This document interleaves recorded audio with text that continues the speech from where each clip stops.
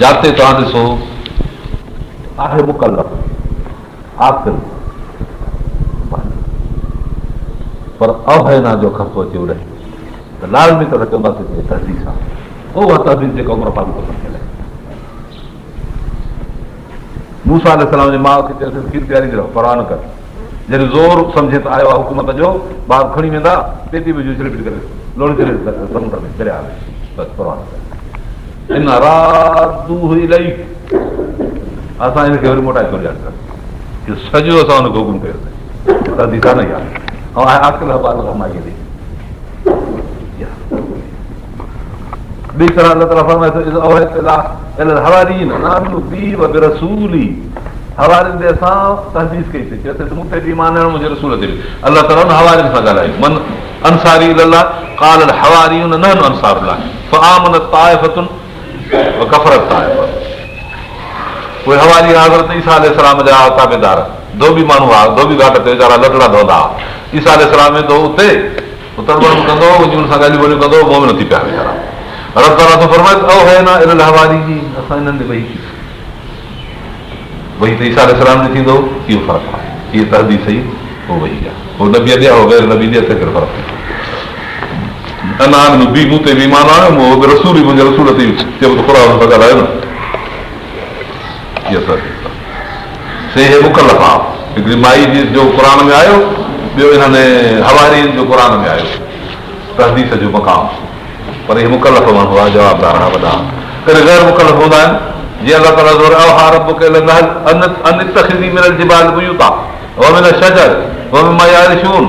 पेहनि में वणनि में जबलनि में वञी घर बणाए असां वही कयोसीं माखीअ जे मखी ॾे वही वही थी माना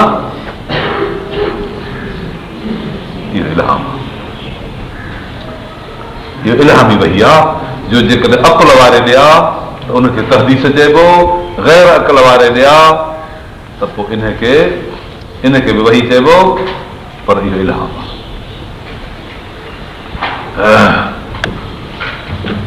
अञा टियों हिकिड़ो तरीक़ो आहे रब ताला जे तरफ़ां कल्ब जी तयारी इहो साइलाना तरीक़ो आहे।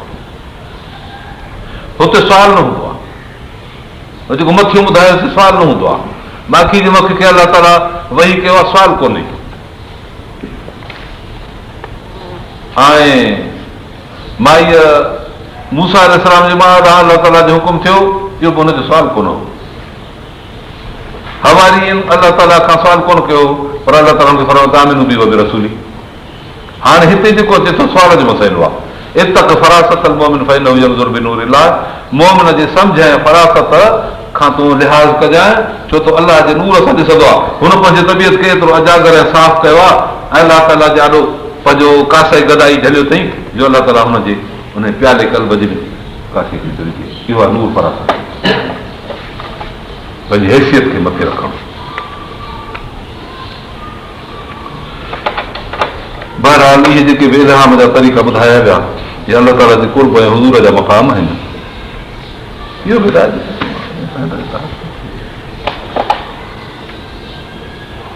हिते नव ॾहों मरतबो हिदायत जो बेजा आहे एतिरा सिरातुल मुस्तक़ीम में 10 मरतबा थी था वञनि पोइ कहिड़ो आहे सचो ख़्वाब नबी सल्लल्लाहु अलैहि वसल्लम फरमायो त सालिया जुज़ मिन सितती में 40 जुज़न 46 नबीअ जे नबूअत जे 46 हिसनि मां ख़्वाब बि हिकिड़ो हिसो आहे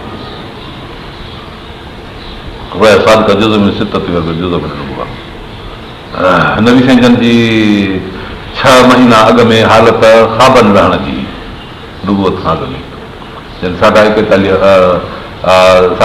वरे उमिरि थी त पोइ नबी साईं ख़्वाब लहण शुरू कया अहिड़ा ख़्वाब जो सुबुह ते ज़ाहिर थी पवनि राति जो ॾिसनि सुबुह ते ज़ाहिर पोइ 6 महीना जॾहिं पूरा थिया त वही आहे हिकिड़ा ॾिसण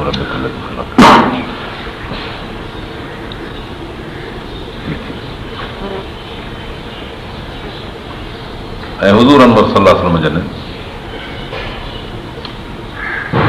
13 साल मके मुकरम में गुज़ारिया 10 साल मदीने मुनव्वर में गुज़ारिया हर साल में थियूं 2 चश्मायूं पोइ टे ॾींहंनि खे ॾियणो पोइ त 46 शशमायूं थी पवंदियूं। इन हिसाब सां हज़ूर अनवर सल्लल्लाहु अलैहि वसल्लम जो 6 महीननि जो ख़्वाबु नुबूवत जे अरसे जे 46 हिसनि मंझां हिकिड़ो हिसो थी पियो। हिन जो मतिलबु ई न आहे त जंहिं शख़्स सचो ख़्वाबु लॻो त उहो हिकु भाङे 46 हिसो न बिकी पियो, बल्कि हिन जो मतिलबु इहो आहे त हुनजे तबो ते इस्लाम जी सिदाकत वारी बरकत जो 46 हिसो लॻो। इहा माना आहे, बाक़ी ईअं न।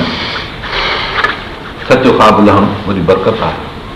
इहो मतिलबु न आहे त सचो ख़्वाबु जंहिं लॻो त नबूअत जो 46 जुज़ो हासिलु कयो, छाकाणि त जुज़ो जेको हूंदो आहे न शइ जो उन जिन सम्झणु हूंदो आहे, जुज़ो हूंदो आहे जिन सम्झणु,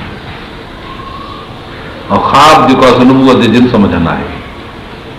छो त ख़्वाबु आहे वही मलक जो, नबूअत आहे वही इलाही मलक जो, अलाह जे तरफ़ां नाज़िल थियल, ऐं ख़्वाबु आहे बिना कंहिं मलक जे मलकूत जे तबियत जी सफ़ाईअ ते अलाह जे तरफ़ां इनाम। शइ जुज़ो तॾहिं थींदी आहे जॾहिं हुनजे जिन सम्झ हुजे। ख़्वाबु जिन्स नबूअत खां न आहे, तंहिं करे हिकु भाङे 46 हिसो नबूअत जो न थिए।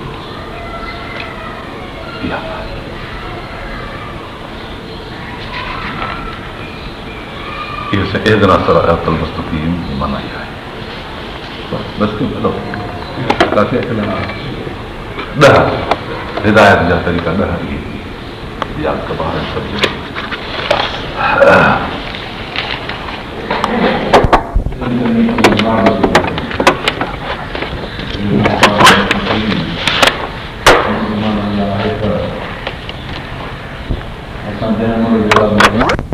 सलाहियतुनि खे इन तलब में ख़र्च कंदासूं, जान क़ुर्बान थिए, माल क़ुर्बान थिए, कीअं न कंदासीं। वीचारे शाइर शेर चयो आहे, दस्तल तलब नदारम ता काम मन बरायत, या तन रसद बजाना या जान रितन बरायत। तलब खां हथु परे न कंदुसि जेसिताईं मुंहिंजी मुराद अचे, या जिस्म दोस्तनि वटि पहुचे, या साह जिस्म खां ॿाहिरि निकिरे, या तन रसद बजाना या जान रितन। हिन दुआ में इंतिहाई क़ुर्बानीअ जो अज़म ज़ाहिर थो थिए, इंतिहाई क़ुर्बानीअ जो अज़म ज़ाहिर थो थिए।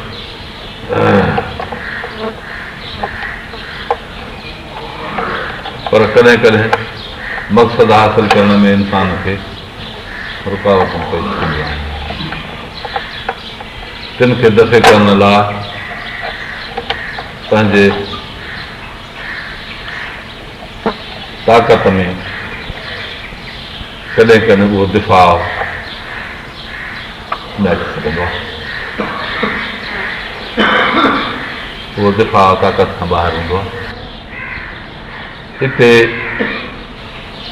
पंहिंजे रब रहीम रहमान मालिक यौम दीन खां जेको अला कुल शइ क़दीर आहे, उन दिफ़ा जी दरख़्वास्त था करियूं त असां खां, असांजे रस्ते हिदायत खां मुराद माणण में उहे रोड़ा जेके आॾो आया आहिनि दफ़े करण जी असांखे तौफ़ीक़ ॾे, उहे तूं असां खां दफ़े करे छॾ त जीअं असां मतिलबु हासिलु करे सघूं।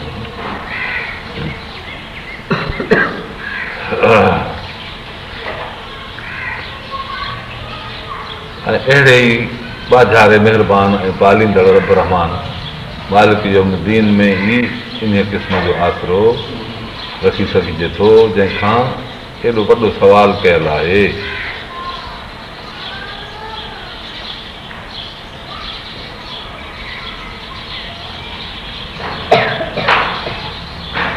मालूम थिए थो त इन दुआ ते अलाह तबारक व तआला घणो ई राज़ी थींदो ऐं इन खे क़बूल बि कंदो आहे। वॾो सबबु इहो त उहा दुआ पाण सेखारी थो, हुजण असांजा अखर दुआ जा तेजियात इन्हनि में नुक़्स आहे बानो नाक़िस तंहिं करे हुनजी तलब बि नाक़िस पर जॾहिं मालिक पाण सेखारे थो दुआ त पोइ दुआ त मुकमल थिए थी ऐं इन दुआ घुरण सां जेका पाण सेखारियई ज़रूरु मालिक राज़ी थींदो ऐं हुनखे क़बूल बि कंदो तंहिं करे असां पंहिंजे हाजतनि पूरे करण लाइ उनखां अहिड़ी ऐं इहा दुआ पिया घुरूं ॿी दुआ या का ॿी माना ठाहिणु इन दुआ जे मुक़ाबले में सिरात मुस्तक़ीम जी हिदायत तलब इन जे मुक़ाबले में जेकॾहिं का असां ॿी माना ठाहियूं ॿिए क़िस्म जा अखर इंतिखाब करियूं त नबीअनि सगोरनि जे जेका इंसानी फितरत आहे उन इंसानी फितरत खे नबीअनि सगोरनि जे राह खां फेराइण जे बराबरि आहे नबीअनि जो रस्तो इहो आहे जेके अलाह सेखारियो अलाह ॾेखारियो असांखे दुआ सेखारी दुआ ॾेखारी ॿिया अखर ऐं ॿियूं मानाऊं ऐं ॿिया मतिलब ठाहे इहा मुराद न हासिल करे सघंदी न की दुआ जी एॾी ताक़त ऐं पावर ॿुधाए सघंदी तंहिं करे अहिड़ो ॿियो को बि इंतिखाब नबीअनि जे रस्ते खां इंसानी फितरत खे फेराइण जे बराबरि आहे इहो ग़लति आहे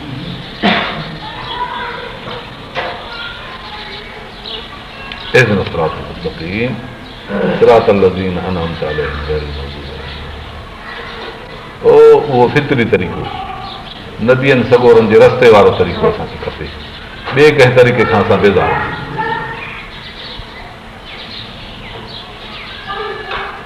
शाह साहिब जन पंहिंजे हिकमत अमली में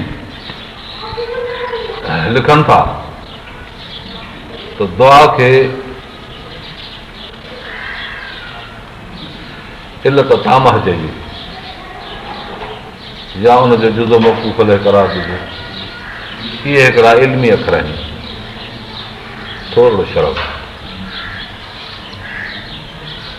इल्लत तामह चइबो आहे त मुंहिंजी दफ़ो मुंहिंजी सिज जेकॾहिं मिली वञे त ॾींहुं मिली वियो इल्लत तामह आहे ॾींहं जो हुजणु सिज जे वजूद ते मौक़ूफ़ आहे इल्लत तामह इन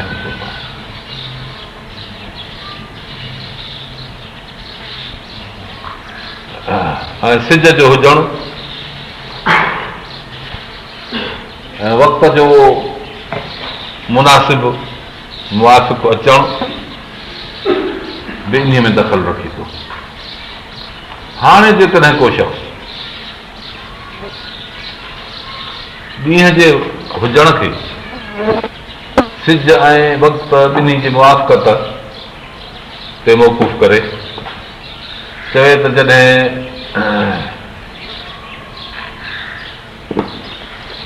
अॼुकल्ह जे हिसाब सां 6:45 बजे जो वक़्तु थींदो त सिज घुरंदी उस थींदी ऐं उस असांजो मक़सदु आहे जंहिंजो तालुक सिज सां आहे पर साॻे वक़्तु उन टाइम सां रहे उस थींदी सिज ऐं वक़्त सां सिज बि हुजे वक़्तु बि हुजे पोइ उस थींदी हाणे असां इन खे सिज जे वजूद खे या वक़्त खे इल्लत तामह जो जुज़ो करार ॾिनो जॾहिं इल्लत मुरकब कईसीं माना ॿिनि ॻाल्हियुनि जे गॾिजण सां असां वटि उस थींदी वक़्तु बि 6:45 जो हुजे ऐं सिज बि उभिरे सिज बि हुजे त उस थी पवंदी त उस जो हुजणु ॿिनि पासनि ते मनसूब करे तव्हांजी मर्ज़ी आहे हिकु पासे ते मनसूब करे तव्हांजी मर्ज़ी आहे रुॻो सिज ते मौक़ूफ़ करे ठीकु जेकॾहिं सिज जे वक़्त ते मौक़ूफ़ करे ठीकु पर जॾहिं सिज ते मौक़ूफ़ कंदो त सिज इल्लत तामह आहे ऐं जेकॾहिं ॿिन्ही ते मौक़ूफ़ कंदो त सिज इल्लत तामह जो जुज़ो आहे इहा ॻाल्हि सम्झ में अची वई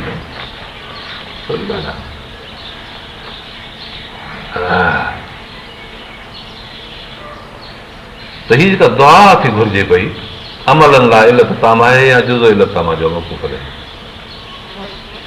छाकाणि त रुकावटनि जो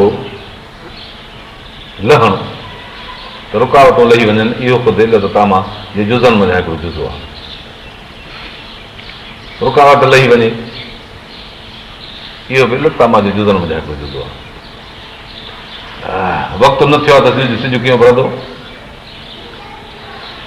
इहा ॻाल्हि अलाह तबारक व तआला कमु कंदड़ आहे पर हिकिड़ो कमु दुआ ते मौक़ूफ़ आहे ऐं उहा दुआ उन वक़्त में घुरिबी, वक़्तु बि ईंदो, दुआ बि थींदी, कमु थी वियो। तंहिं करे चइबो त इहा दुआ या इलत तामा आहे या जुज़ो इलत तामा जो आहे।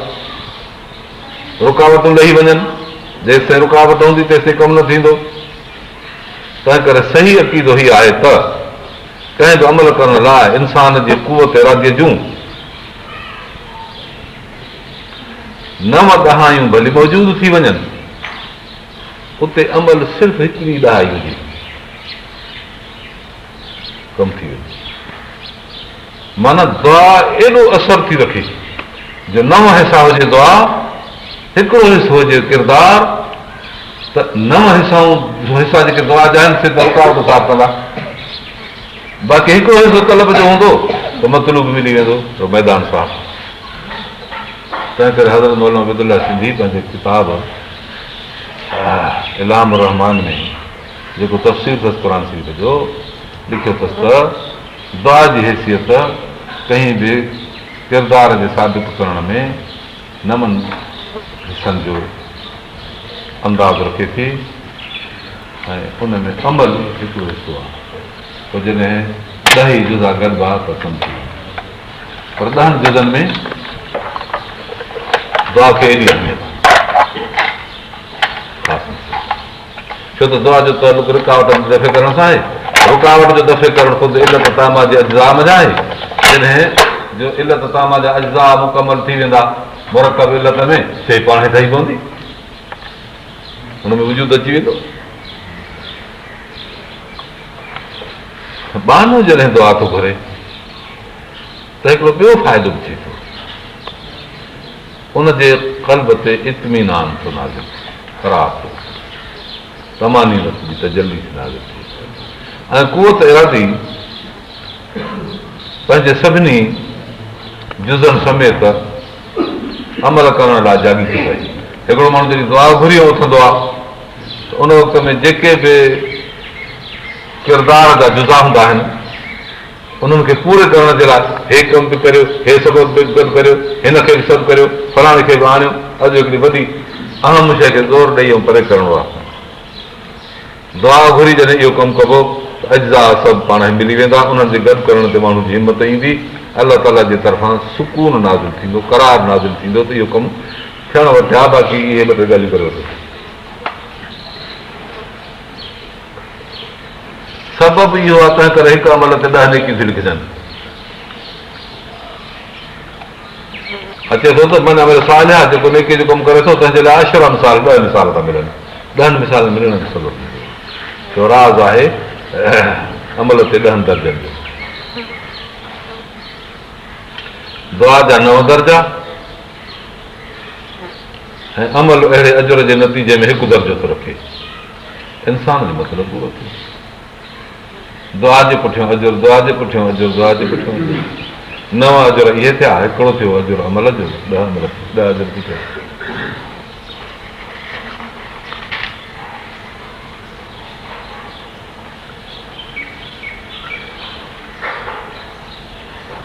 इहा आहे ईजाबी तरफ़। ॿियो नफ़ीअ जो पासो, इन जे मुक़ाबले में जेकॾहिं उन अमल करण खां के मवाने सादर थींदा पोइ कुवत इरादी अमल करण वारीअ में चुस्ती ज़ाहिर थींदी। माण्हू उन रुकावटुनि जे दफ़े करण लाइ जंहिं लाइ दुआऊं घुरियईं, जेकॾहिं पंहिंजी कुवत इरादी खे मज़बूत न कंदो त हिन में जेका हिमत हुई उहा ज़ाहिर थी पवंदी। ऐं कुवत इरादी इंसान जी पंहिंजे समूरनि जुज़नि समेत मुतहरिक न थींदी। जीअं त दुनिया जो जहान असबाब जो आलम आहे, जॾहिं सभई सबब चुरपुर कंदा आहिनि त पोइ कमु पैदा थी पवंदो आहे। हिकिड़े पासे गर्मी थी वई, ॿिए पासे ॾांहुं उस समुंड ते अची वई ऐं से बाफ़ वठी उथी, हवा वठी मथे खयंसि, थधे तबिके में पहुती, अलाह जो हुकुम थी वियो, मींहुं वसी पियो। जेकर इन्हनि कमनि मथां को बि कमु सुस्त थी पियो त मींहुं लॻंदो। ऐं रब तबारक व तआला मर्द फयाज़ आहे, बानो जेका बि शइ घुरंदो आहे उहो ॾींदो आहे, पर उन तलब में शिदत हुजे, तलब में सुस्ती न हुजे।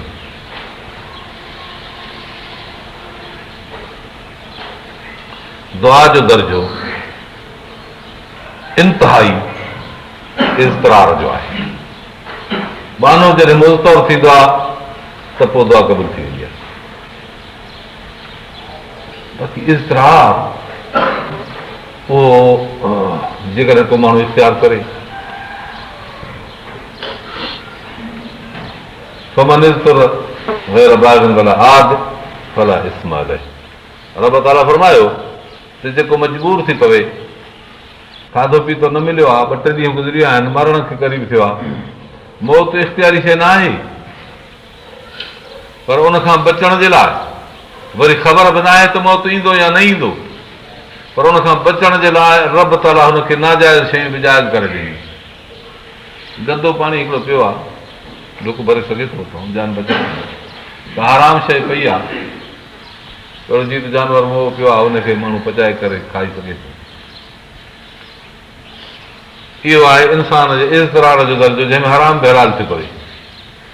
ऐं जेकॾहिं इहा शइ न खाए त ॼण मरी पवण जो हिनखे घणो इम्कान थी वञे हा, तरजीह थी वञे मौत खे। उहो इज़तरार जेको माण्हू जे मौत जे वक़्तु अचे थो तॾहिं उहा शइ हलाल थी पए। जे मौत जहिड़ी हालत कान्हे का त हराम हराम हलाल हलाल आहे। बुख में इहो न थींदो त रुगो बुख लॻी आहे, रुगो उञ लॻी आहे, गंदो पाणी पीए या आराम शइ खाए, न। जॾहिं मौत होॾो परियों पियो थो लिया पाए हिन ॾे, पंहिंजो भयानक चहिरो पियो थो हिनखे ॾेखारे, उन वक़्त में खणी हिन शइ खे चक पाए मौत खे परे करे छॾे। इहा हिकिड़ी कैफ़ियत आहे जंहिंमें हराम बि हलाल थी पवे। अलाह ताला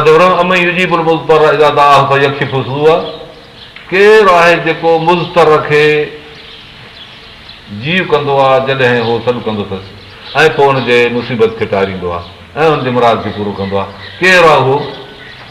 सयक़ूलून अल्लाह, चवंदा आहिनि त अल्लाह। त दुआ में मालूम थियो त इंतिहाई दर्जो आहे हुसूल मतिलब जे लाइ इज़तरार जो। बानो जेकॾहिं पंहिंजे दुआ में अहिड़े इज़तरार जे हद ते पहुचे जो जेकर मतलूब पूरो न थिएसि त ॼण मरी पवे या मौत मुंहुं ॾेखारे, फौरन उहो कमु थी पवंदो। ही आहे असुल ॻाल्हि। इहा कैफ़ियत कंहिं मुराद जे माइण लाइ हासिल करणु हर कंहिंजो कमु न आहे। जिन शख़्सनि जो इंसान ज़ात सां हमदर्दी हूंदी आहे ऐं इंसान ज़ात जी हिफ़ाज़त ऐं उन्हनि जी इज़त उन्हनि माण्हुनि वटि वॾी अहमियत रखे थी, पोइ उन इंसानियत जे बुराईअ लाइ ऐं इंसानियत जे हलाकत खां बचण जे लाइ उन्हनि माण्हुनि में बि तक़रीबन अहिड़ी कैफ़ियत पैदा थींदी आहे त हेतिरी इंसानियत। मिसाल पर ॿुधायां, सुन्नत में शइ मिले थी। नबी अकरम सल्लल्लाहु अलैहि वसल्लम पंहिंजे क़ौम जो बुरो हाल ॾिसंदा हुआ। इक़रा बिस्मि रब्बिकल लज़ी ख़लक़ खां बाद 3 साल वही बंदि थी वियो। पोइ आयो जबलनि ते चढ़ी चवंदा त जेकर टपो ॾियां, हे माण्हू अहिड़े गुमराही में पिया आहिनि, कीअं बचनि, मां छा करियां? पोइ मलक मथो नाज़िल थी ईंदो, चवंदुसि अंत नबीयुन हक़, तूं नबी हक़ जो, नबी जोश धरो थी वेंदो, वास ॾेई ईंदा आहिनि। इहा मिले थी रहिया बुखारी शरीफ़। त इहा इज़तरार जी हालत थींदी क़ौम जी बुराई खे ॾिसी त जेकर हाणे टपो ॾेई पाण खे हलाकत में विझिजे त जिब्राइल चयो हक़ पकड़ींदो हो। क़ौम जी बुरी हालत खे ॾिसी माण्हू जेकॾहिं एॾे इज़तरार में अची वञे ऐं दुआ घुरे त क़बूल थींदी। शख़्स जे बुरी हालत खे ॾिसी इज़तरार में अचे, पोइ इहे माण्हू मुज़तर थींदे थींदे थींदे थींदे मश्क करे वेंदा आहिनि। कहीं बि दुआ जे घुरण वक़्तु पंहिंजे क़ल्ब खे इज़तरार ते आणे जो दुआ घुरंदा आहिनि त क़बूल थी पवंदी आहे।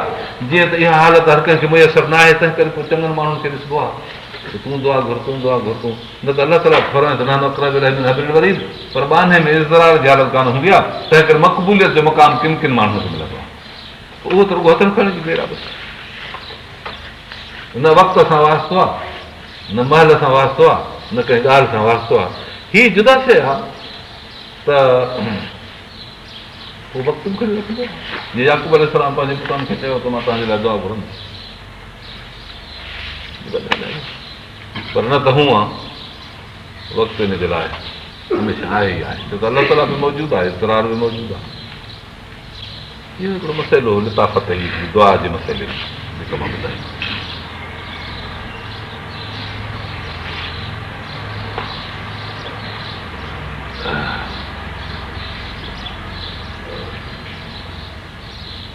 उन अमल जे लाइ इंसानु लाचार जहिड़ी तयारी कंदो त पोइ छा नतीजो निकिरंदो? और इंसान जी फितरत जी तक़ाज़ा आहे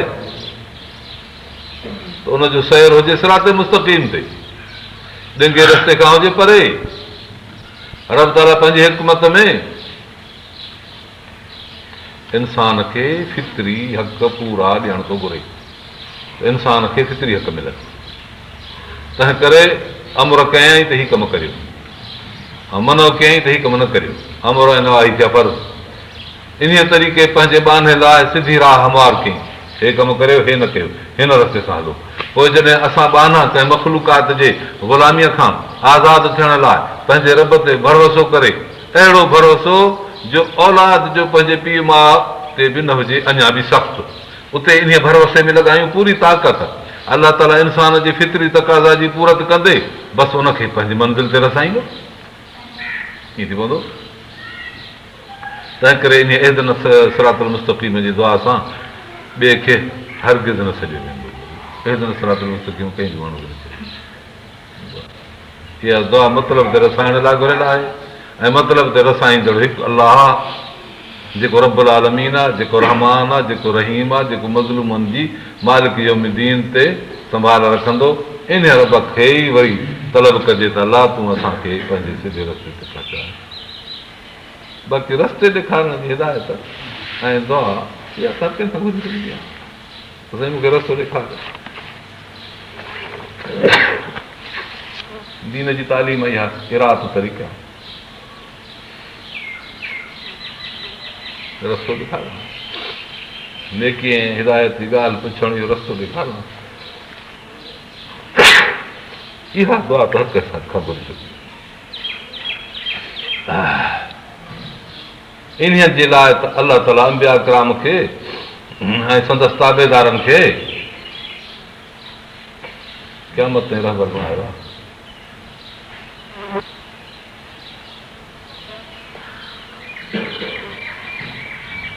ऐं फरमाए अथसि त माण्हू खे चयो कुल हाज़ी सबीली अदू इलल्लाह अना वमन इत्तबअनी वमा अना मिनल मुशरिकीन। मां ऐं मुंहिंजे ताबेदार तव्हांखे सॾनि था अलाह जो रस्तो थो अचे ॾे ॾेखारण जे लाइ जेको थियल आहे। बाक़ी मक़सूद ते पहुचाइण लाइ त रब ताला जो कमु आहे। तॾहिं फरमाए थो तिन कल था वाला किन अलाह यदी में जा, तूं मक़सद ते न पहुचाए सघंदे कंहिंखे जंहिंखे अलाह घुरे मक़सद ते पहुचाए।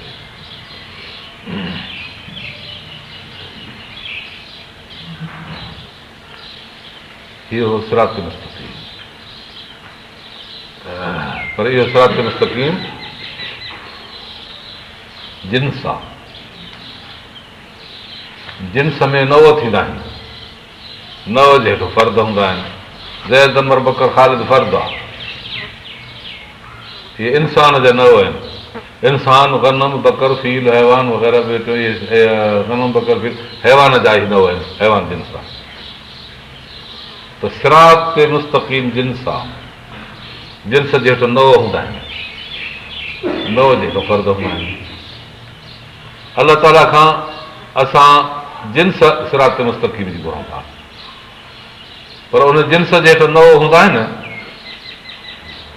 तंहिं करे रब तबारक व तआला फरमाए थो त उहा 9 ई तलब करियो, मन तख़सीस करियो। जिन्स खे 9 मख़सूस कंदो आहे कंहिं बाज़ क़ैद ज़ाइद सां। फसल जॾहिं अची पवंदो आहे त पोइ उहा जिन्स साॻी मख़सूस थी पवंदी आहे 9 में।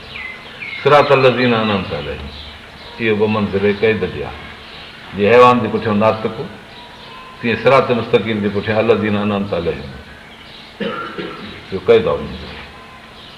माना असांखे उहो रस्तो ॾेखारे जिन शख़्सनि ते तो नेमत कई, उहो रस्तो ॾेखारे। अॻ में असांजी दुआ तकमील फितरत जे लाइ फिक्री हैसियत रखंदी हुई, हाणे उनखे मामूल जी हैसियत में था आणियूं। माना अहिड़ो फ़िक्र जेको महज़ फ़िक्र न आहे पर इस्तेमालु थियल फ़िक्र आहे। को का बि स्कीम इस्तेमालु थियल हूंदी आहे उहा वधीक हूंदी आहे उन खां जो महज़ उहा मुहिम सिर्फ़ु ज़हन ताईं माक़ूल हुजे, यकीन वारी हूंदी आहे इहा इस्तेमालु थियल। उहो फ़िक्र हिकु कंहिं जमात में शामिलु थियण खां सवाइ पूरो न थी सघंदो, मगर जंहिं जमात फितरी तकमील पूरी कई हुजे उन जमात में शरीक थिबो ऐं उन जो मज़बूत हुजे बुनियाद बि तमामु। जेकॾहिं बुनियाद कमज़ोर आहे तॾहिं उहा बि असांखे न खपे, राह उहा न खपे। असांखे हिते मालूम थिए थो त सिरात मुस्तक़ीम जी तायीन ऐं अहिड़ी जमात जी तलाश इंसानी वाजिबात खां आहे, ज़रूरियात ज़िंदगी खां आहे। जीअं हिकिड़ो माण्हू पंहिंजे खाधे पीते माश जे लाइ वठी महिनत कंदो आहे, हुनुर सिखे, तालीम करे, धंधो करे, तिजारत करे, वापारु करे, मुहिम हिन जी छा आहे त जे माश मां पंहिंजो दुरुस्त करियां। यादि रखणु खपे त इंसान खे पंहिंजे दुनियावी या उखरवी ज़िंदगी जे निजात लाइ हिकिड़े क़िस्म जो अहिड़ो लाहे अमल करिणो आहे, अहिड़ो सिरात मुस्तक़ीम मुक़ररु करिणो आहे ऐं अहिड़ी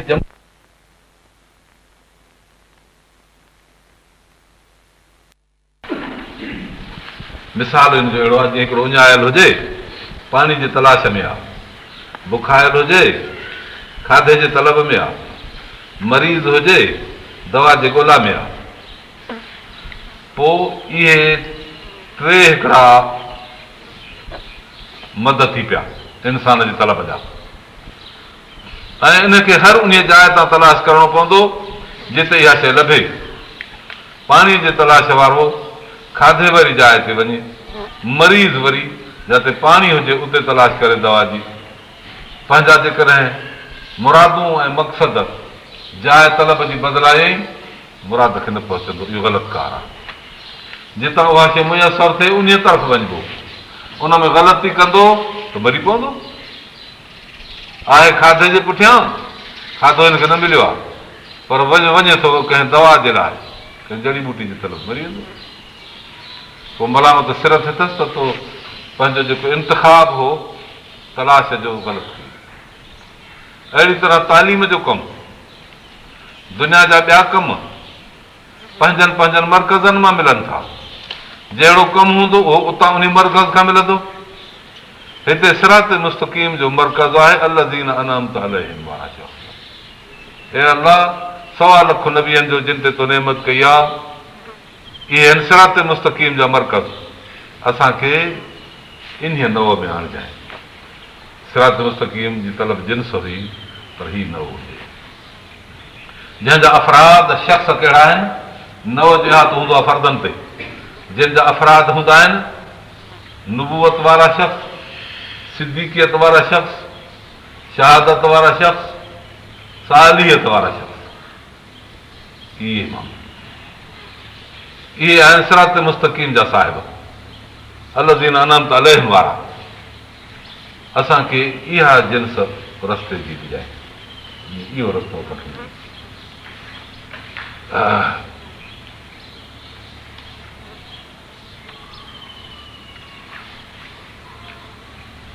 हिते असांखे 4 उहिदा नज़र आया जेके सिरात मुस्तक़ीम मारियो बीठा आहिनि, दुनिया जा रहबर बणिया बीठा आहिनि ऐं उन्हनि खे कामयाबियूं मुयसरु थियूं आहिनि।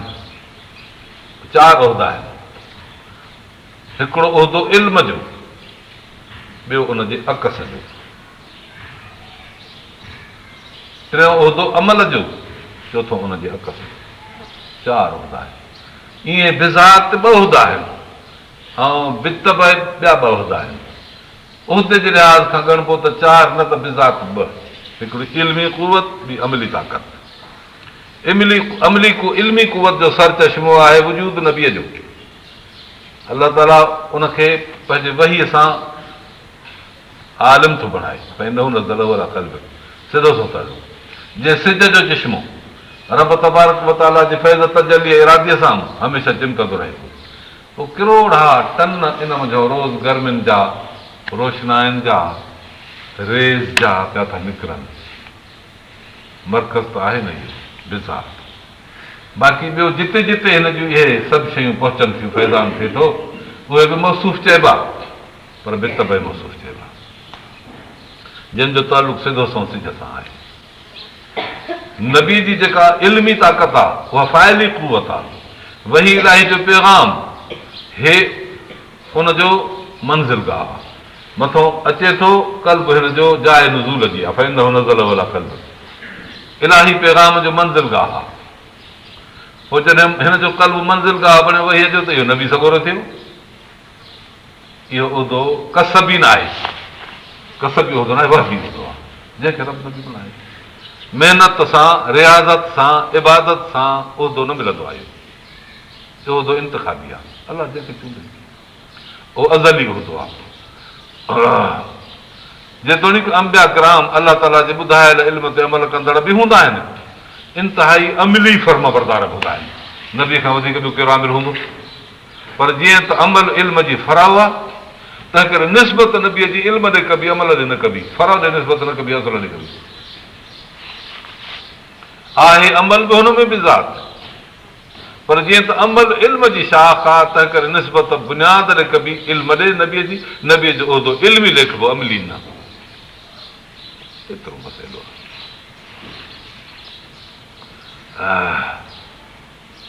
अलाह ताला फरमाए जिन उतल इल्म दरजात इल्म जो दर्जो थियो न दर्जा इल्म वारनि जा नबी सभिनी खां इल्म में वधीक हूंदो आहे छाकाणि त उनजी इल्मी तरबियत वही इलाही सां थींदी रहे थी पोइ उहो इल्मु ऐं उहो अमल जेको इन नबीअ वटि मिले थो नबी उनजो सर चश्मो आहे उहो हक़ीक़ी हिकिड़ो समूंड आहे तंहिं करे संदसि दर्जो सभिनी दर्जनि खां मथां हो थियो हे आहे नुबूअत जो ॿियो आहे सिद्दीक़ियत जो उहिदो इहो सिद्दीक़ियत जो बि उहिदो इल्मी उहिदो आहे पर इल्मी उहिदो इनफ़ियाली हिकिड़ो फेली बि इनफ़ियाली छा माना थोरनि अखरनि में पाणी आहे त ॿई तरह इहो गरम न आहे हेठो बाहि ॿार बसि असां फेल कयोसीं हेठो बाहि जो उन में गर्मी आई पाणी गर्मीअ खे क़बूल करे रहियो पाणी मुतासिर थियो पाणी में इनफ़िआल आयो माना गर्मी जो असरु थो ॿुधी गर्मी बिज़ात हुई पाणीअ में असरु पइजी वियो हाणे तव्हां बाहि में हथु विझो साड़े पाणी में हथु विझो त बि साड़े तासीर जो अख़ज़ एॾो इख़्तियार कयईं जो ॿिए ते तासीर करण में टचकियल पाणी ऐं बाहि हिकु जहिड़ो कमु कंदा हो बि साड़ींदो हो बि साड़ींदो हुते बि खल लहंदी हिते बि खल लहंदी हिते बि ज़ख़्म थींदो हिते बि ज़ख़्म थींदो बर्फ़ ते मथां तव्हां ॿी शइ रखो थरी थधी थी वेंदी बर्फ़ ते आङुर रखो थधी लॻंदी हिन ते आङुर रखो थधी लॻंदी त सिद्दीक़ जो जेको उहिदो आहे सो नबीअ जो आॾो अहिड़ो कल्ब थो अचे जो जेको नुबूअत ते बिज़ात वही इलाही नथो आहे उन जूं लाटूं फैज़ जूं हिन जे कल्ब ते ईअं थी चिमकनि जीअं सिज जे आॾो आईनो रखो ॿियो त छॾ पर सिज पंहिंजी सूरत में झोके हिन में उछलींदो अहिड़ी तरह नुबूअत जे फैज़ जो तासीर ऐं अकस हिन कल्ब ते ईअं अची पवंदो आहे हिनखे सिद्दीक़ चइबो आहे इल्मी कुवत जो इल्मु क़बूलींदड़ मर्कज़ जीअं आईने खे सिज जे अॻियां आणिबो त समूरो शुआ सिज जा किरणा उन ते पइजी अकस कंदा हिन में क़बूल करण जी आला सलाहियत आहे आईने में अहिड़ी तरह सिद्दीक़ में बि फैज़ नुबूअत जे क़बूल करण जी आला सलाहियत हूंदी आहे नुबूअत जे मथां फैज़ नाज़िल थींदो वेंदो हिन ते मुनक़स थींदो वेंदो मतिलबु त जीअं सिज ॾांहुं माण्हू ॾिसंदो आहे अखि खणी त ॾिसंदो आहे अहिड़ी तरह आईनो जंहिं ते सिज जो अकस पए उन ॾांहुं अखि खणण त मुश्किल थी पवंदी आहे वही इलाही जे नूर सां नबीअ जो कल्ब बिज़ात रोशन थियो ऐं सिद्दीक़ जो कल्ब आईने दारे नुबूअत आहे जहिड़ी तरह नुबूअत जी हक़ीक़त परखण खां अक़ल जी अखि बिज़ात कासिर अहिड़ी तरह सिद्दीक़ जे इन कास खे ॼाणण खां बि अक़ल जी अखि कासिर आहे सिद्दीक़ जो मुक़ाम बि अक़ल हासिल न करे सघंदो जीअं नुबूअत जो उहिदो अक़ुल हासिल नथो करे सघे त केॾो अंदाज़ आहे नुबूअत जो इहो मसइलो बाक़ी आहे फ़र्क़ु असुल जो ऐं दॿ जो पोइ असुल आहे ताबियो आहे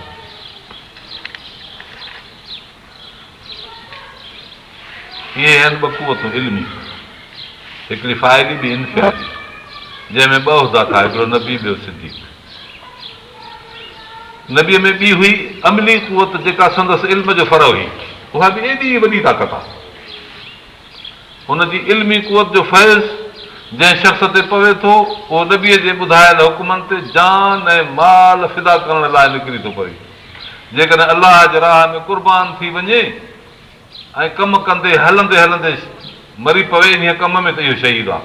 पर जेकॾहिं इन रस्ते में हलंदे हलंदे पंहिंजे मौत मरी पवे त सालिह आहे, मतिलबु त अज़ाइम साॻा रहंदा। शहीद बिज़ात अमली शाहकार ऐं सालिह हुनजो ताबेदार। नुबूअत ऐं शहादत इहे ॿई उहिदा अलाह जे तरफ़ां मिलंदा आहिनि। शहीद माण्हू पाण थी न सघंदो आहे, मौत अलाह जो आहे।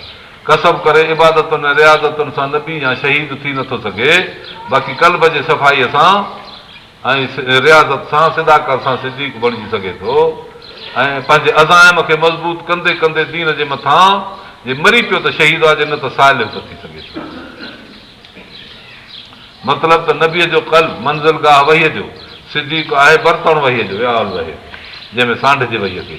शहीद अहिड़ी कुवत अमलीअ जो साहिबु आहे जो अलाह जे रस्ते में जान ॾे। सालिह इन मर्तबे जे माइण लाइ हमेशह गामज़न त मन हुनजी जान कमु अचे, पर जान कमु न आई। इंसान खे घटि में घटि इन हद ताईं पहुचणु त तमामु ज़रूरी आहे, सालिह जे हद में पहले, न त इन खां पोइ त को दर्जो ई कोन्हे।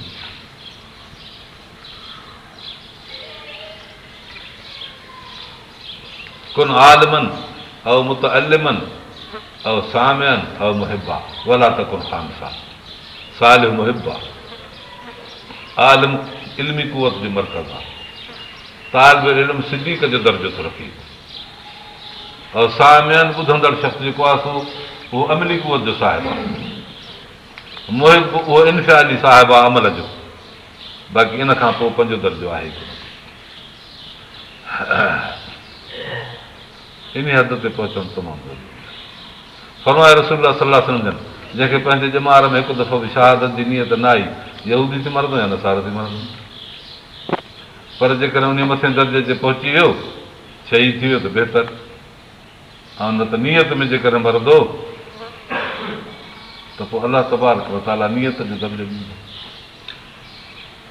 को माण्हू पंहिंजो हक़ वसूल थो करे, हुनजे लाइ शर्त इहा त इंसान इल्मी ऐं अमली हालत में हर सानी दर्जे खां त हेठि न किरे।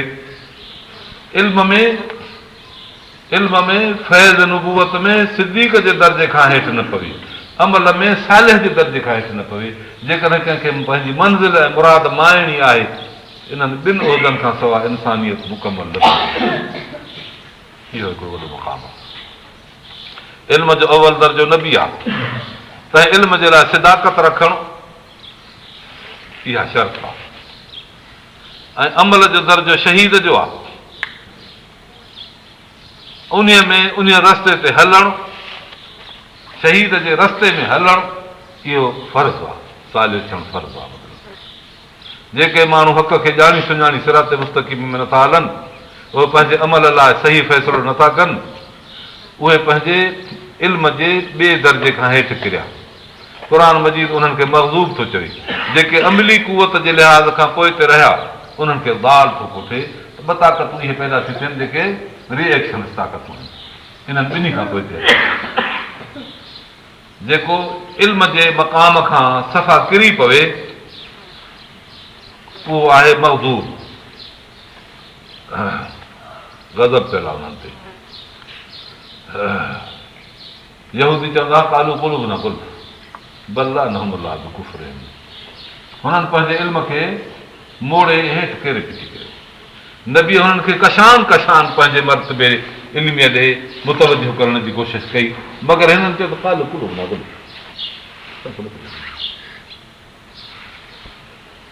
तंहिं करे इहे मज़बूत थी पिया। ऐं जिन में कुवत अमली त आहे, पर फितरी तक़ाज़ा जे इल्म मुताबिक़ राह न लधाऊं। क़ुर मजीद उन्हनि खे ज़ाल थो चवे जो उन्हनि शहीद जो रस्तो इख़्तियार न कयो, पाण शहीद जो रस्तो छॾे ॿिया रस्ता इख़्तियार कयो। शहीद जो रस्तो वठिजे हा ऐं माण्हू मरी पवे हा त शहीद ॿियो को कान्हे, पर जे बिस्तरे जे मौत मौत साल बहरहाल रस्ते में त हुयो न, पर जे रस्तो छॾे त पोइ ॻाल्हि आहे, पोइ इहो गुमराह आहे, दलालती आहे। इन दर्जे खे माण्हू खे अहिड़े क़िस्म जे ॿिन्ही टोलनि खां पनाह वरितल आहे। गैर मग़दूब अलैहिम वलद्दालीन जो मतिलबु इहो आहे। तंहिं करे इंसान खे अहिड़ी जमात में शरीक थियणु फर्ज़ु आहे जिन जी इल्मी कुवत सानवी हैसियत रखंदी हुजे, अवली हैसियत त न हुजे, ऐं जिन जी अमली कुवत में अव्वल ऐं सानी दर्जे जे लाइ तरीक़ेकार मुताबिक़ हुजे। पोइ जे अदा उन रस्ते में कमु अची वियो त शहीद आहे, जे न त सालिह थी त पोइ इहो मग़दूब अलैहिम वलद्दालीन खां जुदा थिए, जे न त मग़दूब अलैहिम वलद्दालीन में दाख़िल थी विया। तंहिं करे इन्हनि माण्हुनि ते फर्ज़ु आहे त इन दुबण मां कंहिं बि तरह चढ़ण जी कोशिशि। वॾी दुबण आहे जो मग़दूब अलैहिम में माण्हू हलियो वञे, ज़ालीन में हलियो वञे, गुमराहनि में हलियो वञे। उहे माण्हू मग़दूब अलैहिम आहिनि ऐं उहे ज़ालीन आहिनि जेके नबीअ जो सानवी इल्मी दर्जो, शहीद जो जेको सानवी अमली दर्जो हो, एसि ताईं बि न पहुची सघिया। बहरहाल उन्हनि ते पंहिंजो सालिह मुआशिरो मुसलत कबो, त अहिड़ो सालिह मुआशिरो हुजे जंहिं सालिह मुआशिरे में ऐं भले माहौल में ज़िंदगी गुज़ारिजे, जे न आहे त उहो माहौल मुआशिरो पैदा कजे, जे इहा क़ौम इन गंदगी खां ॿाहिरि निकिरे। क़ुर अहिड़े क़िस्म जे तालीम खे जबरी करार ॾिनो आहे।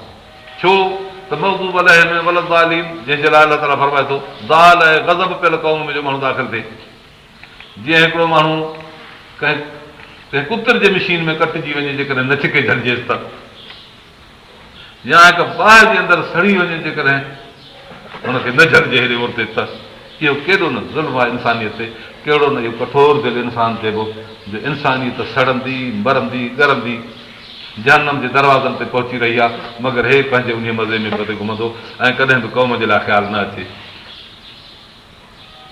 तंहिं करे सम्झ में आयो त क़ुर जी तालीम जबरी ऐं ज़ोरी तालीम आहे। अलाह ताला फरमाए थो क़ुर में इन लज़ीन यक्तुमून मा अंज़लना मिनल बय्यिनात वल हुदा मिन बाद मा बय्यना, जेके शख़्स क़ुर जे आयतुनि खे नथा ॿुधाइनि ऐं लिकायो रखियो वेठा आहिनि, हिदायत बि पधरी थी वई आहे, माण्हुनि खे नथा सम्झाइनि, उलाइक यलअनहुमुल्लाह, इन्हनि माण्हुनि ते ख़ुदा जी लानत आहे, यलअनहुमुल्लाइनून ऐं मलाइक उन्हनि ते लानत कनि। इल्ला लज़ीन ताबू, मगर जिन तौबह कई, असलहु इस्लाह आंदऊं, बयनू अलाह जे क़ुर खे बयानु कयो ऐं माण्हुनि ताईं पहुचायूं, फलाइक तूब अलैहिम, रब फरमाए त इन्हनि जी मां तौबह क़बूलींदुसि, अन तवाब रहीम, मां तौबह क़बूल करणु आहियां, ॿाझारो आहियां। हुन माहौल खे छॾे ॾियो, माण्हूअ खे पाण खे कहिड़ो किरदारु रखिणो आहे, उन किरदार में जेकॾहिं इंसानु किरी पियो आहे त पोइ ॼण उन हुदूद खां इंसान ॿिए खे छिके कढे जेसि ताईं ताक़त अथसि। पीउ खे पुट जे मथां तसलुत आहे, ऐं माहौल वारे वॾे खे पंहिंजे माहौल ते असरु आहे, शहर जे अमीर खे शहर ते असरु आहे, म्यूनिसिपालिटी जे हाकिम खे म्यूनिसिपालिटी ते असरु आहे, तालके वारे खे तालके ते असरु, ज़िले वारे खे केतिरनि तालकनि ते ताक़त आहे, सूबे वारे खे पंहिंजे सूबे ते असरु आहे, बादशाह खे पंहिंजे मुल्क ते असरु आहे।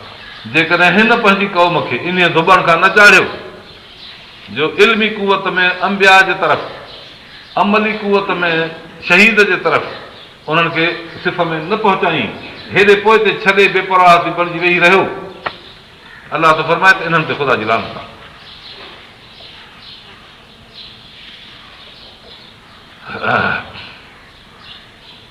इहो आहे जेको लाज़मी आहे ऐं जेको इंसान खे कंहिं बि सूरत में छॾणो घुरिजे। अलाह तबारक व तआला तौफ़ीक़ अता फरमाए।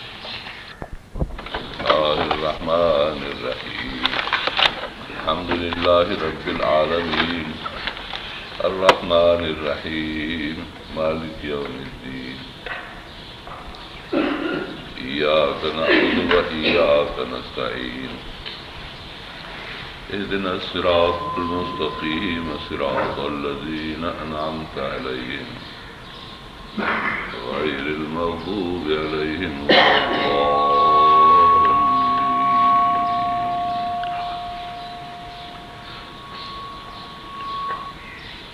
الفاتحة سورة ان जे मुतालिक़ रब तबारक व तआला क़ुरान करीम जी तालीम खे इंसान ज़ात लाइ तमामु ज़रूरी करार ॾिनो आहे।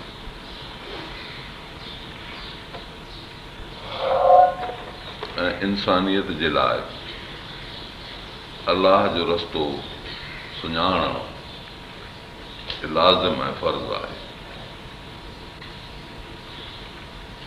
ऐं इन रस्ते ते माण्हुनि खे दावत ॾियणु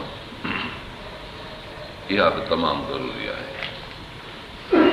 ऐं इंसान खे हिकु अहिड़ी जमात में शरीक रहणु सख़्तु ज़रूरी आहे जिन जो इल्मु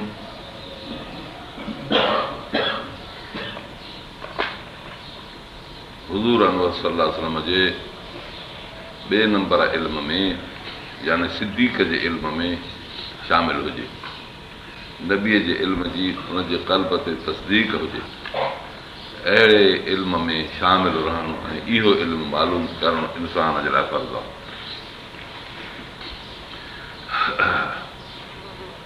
ऐं अहिड़ीअ जमात में शामिल रहणु लाज़िमी आहे जंहिंजो कम जो तरीक़ो अमल जो तरीक़ो शहीद जे तरीक़े सां मुवाफ़िक़ मुताबिक़ हुजे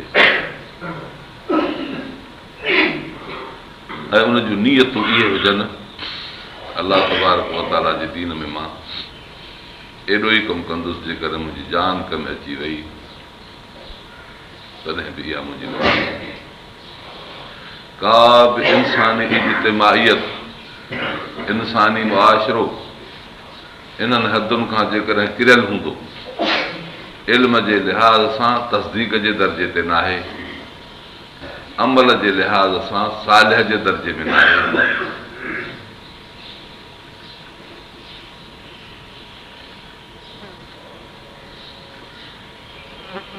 त पोइ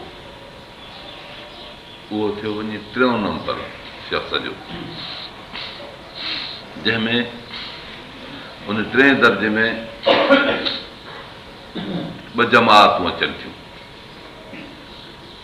इल्म जे लिहाज़ सां जिन इहो फ़ैसिलो कयो आहे त हाणे क़ुर जो इल्मु मुश्किल आहे, क़ुर जो इल्मु अॻियां कयो हाणे कोन्हे, इहे मग़ज़ूब अलैहिम ग़ज़ब पियल आहिनि। इहे माना अलाह ताला जे हिदायत जो किताब चंद मख़सूस माण्हुनि खे ख़ासि दौर में आयो, ॿियनि खे पोइ हिते न ईंदो, इहो अक़ीदो रखी क़ुर जो इल्मु न सिखणु ऐं पंहिंजे क़ौम खे क़ुर जे अक़ीदे खां ऐं सिद्दीक़ियत वारे इल्म खां जाहिल रखणु, इहे मग़ज़ूब अलैहिम चए थो। हीअ जुदा ॻाल्हि आहे त हदीस शरीफ़ में यहूद जे नाले आयो आहे, यहूदनि में बि ईअं हूंदो हुयो। नबी साईं जन हुननि खे इल्मु सेखारियो, तालीम ॾिनी, पर हुननि चयो त कुलूबना गुल्फ, असांजी दिलियूं लिफ़ाफ़े में आयल आहिनि, असां क़ुर पाक खे नथा सम्झी सिखी सघूं।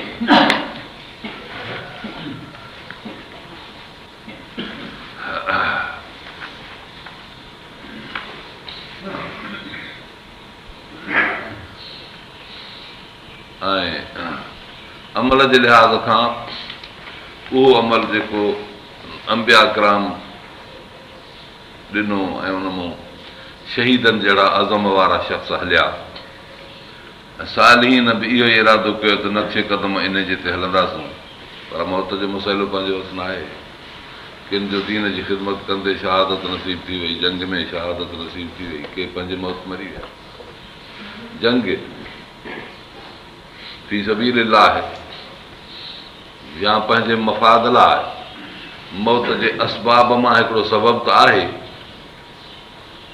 मगर मौत जी इल्लत तामा न आहे। इल्लत तामा जो मतिलबु इहो त एॾा वजिद फौजिद इल्लत लभे त शइ मालूल बि लभी पवे, जंग लभी पवे त मौत बि लभी पवे, ईअं लाज़िम कोन्हे।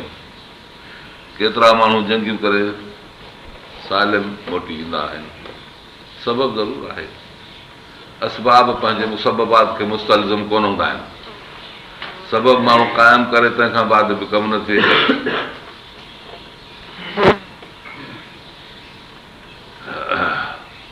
माण्हू औलाद जे लाइ शादी कंदो आहे, इहो सबबु आहे औलाद जो, मगर औलाद न बि थिए। अहिड़ी तरह जंग हिकिड़ो सबबु आहे मौत जो, मगर मौत न वाक़ियो थिए। तंहिं करे जेके नथा मरनि, दीन जे कम कंदे शहादत जो दर्जो नथो मिले, मगर क़दम हुननि जा इहे हुया जेके शहीद जा थींदा आहिनि। अहिड़े शख़्स खे सालिह चइबो आहे। जेको हिकिड़ो माण्हू चए त सालिह हाणे दुनिया में थींदो ई कोन, इहो ज़ाल में दाख़िल आहे। हीअ जुदा ॻाल्हि आहे त हदीस शरीफ़ में इन जे मुतालिक़ ईसाइनि जो लक़ब इहो लिखियो वियो आहे त ईसाइनि में बि इहो अक़ीदो हूंदो हुयो, उहे कम जेके हज़रत ईसा अलैहिस्सलाम करे वियो उहे त न करे सघिबो। वक़्त जे मुताबिक़ हाणे अमल कबो, तंहिं करे हुननि पंहिंजा पोप ऐं अहिड़ा पादरी रखिया आहिनि जेके हर वक़्तु मुनासिबत मसलिहत ॾिसी हुननि खे हुकुम कंदा आहिनि, जेको दीन खां बिल्कुलु परे हूंदो आहे। ऐं हुननि खे ॿुधायो वेंदो आहे त इहो ई दीन आहे, असली दीन हज़रत ईसा अलैहिस्सलाम वारे ते अमल करणु नामुमकिन आहे। अहिड़े क़िस्म जी जेका क़ौम थींदी सा उहा ज़ाल में दाख़िल आहे। अलाह ताला थो फरमाए त दुआ घुरो मूंखां। इहे जेके टे क़िस्म वारा माण्हू आहिनि जिन जे इल्म ऐं अमल जो दर्जो सानवी दर्जो नथो रखे, इन्हनि शख़्सनि जे लाइ रब ताला वटि गज़ब आहे ऐं नापसंदी आहे। उन खां पनाह घुरो ऐं पोइ आमीन बि करियो त अलाह ताला तव्हांजी इन दुआ खे क़बूल करे त अहिड़े ख़राब मुआशिरे खां तव्हांखे बचाए जंहिंमें न इल्म आहे न अमल आहे।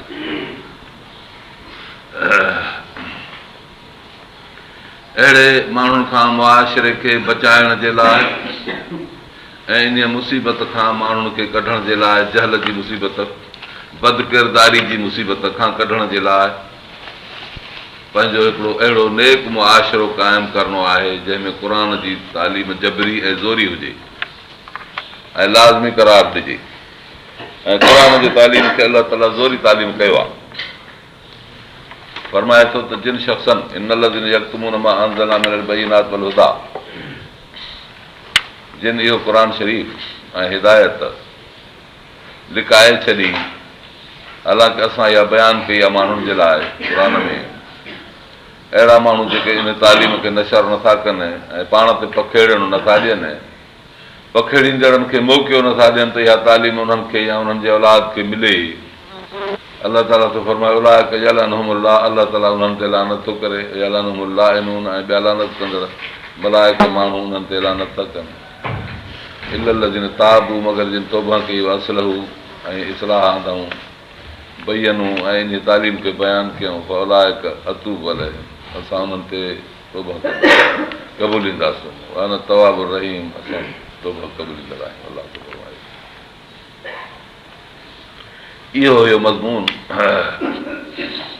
हाणे अहिड़ी जमात मिलणु घुरिजे। जेको शख़्स अहिड़ी जमात जे तलाश में निकिरे थो त जीअं उन्हनि सां गॾिजी कमु कजे,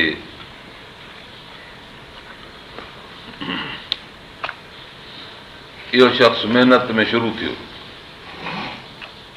ऐं इहो एॾो कमु शिरकत खां सवाइ न थींदो। इज्तिमाइयत ॿिनि शख़्सनि खां वठी शुरू थींदी आहे, जा उस्ताद ऐं शागिर्द खां इब्तिदा करे थी। हज़रत रसूलुल्लाह सल्लल्लाहु अलैहि वसल्लम जिन सां पहिरियों शागिर्द जंहिं साथ ॾिनो सिद्दीक़ अकबर रज़ियल्लाहु ताला अन्हु आहे। मर्दनि में आज़ाद इंसान इहो हुयो जो मोतबिर ऐं शख़्सियत रखंदड़ हुजे। ॿी औरत नबी अकरम सल्लल्लाहु अलैहि वसल्लम जी घरवारी, औरत माण्हू घर में महदूद महफ़ूज़। ऐं टियों नंढड़ो ॿारु 6 वरनि जो हज़रत अली करमल्लाह वजू। चोथों हुयो ज़ैद बिन हारिसा, संदन ग़ुलाम।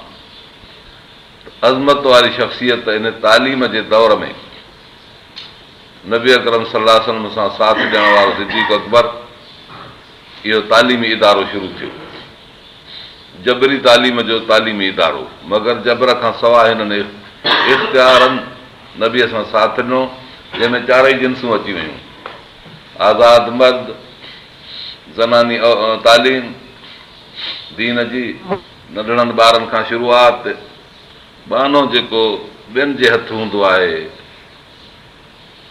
उहो बि बहानो, ॿार, औरत ऐं हिकु आज़ाद शख़्स पहिरें ॾींहुं नबी अकरम सल्लल्लाहु अलैहि वसल्लम सां हिननि साथ ॾिनो ऐं हिन जबरी तालीम में शरीक थिया। शिरकत खां सवाइ इहो कमु न थींदो आहे। पोइ जे अहिड़ी जमात न मिले कंहिंखे ऐं हू पाण खे लाचार सम्झी बसि करे थो वेहे, इहो पोइ नाक़िस इरादे वारो माण्हू, कचो इंसानु आहे।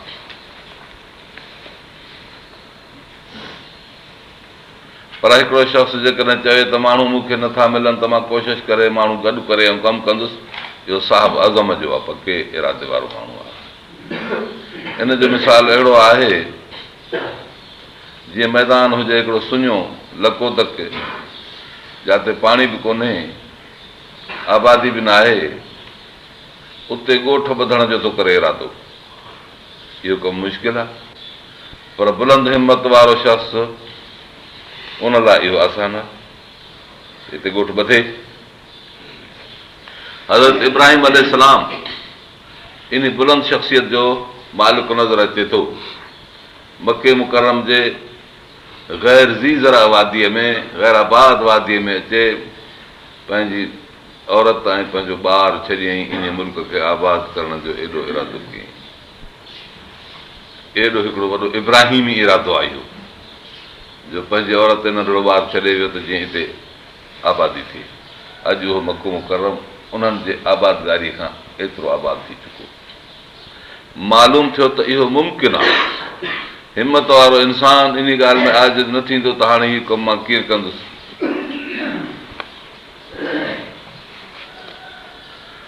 इज्तिमाइयत पैदा करण में उज़र जो त मां छा करियां, लाचार ॿुधाइण त मां छा करियां, इहो रस्तो बंदि आहे, ईअं न आहे। वल्लज़ीन जाहदू फीना लनहदियनहुम सुबलना, जेके असांजे रस्ते में महिनत कंदा आहिनि, असां उन्हनि जा रस्ता खोले ॾींदा आहियूं। क़ुर मजीद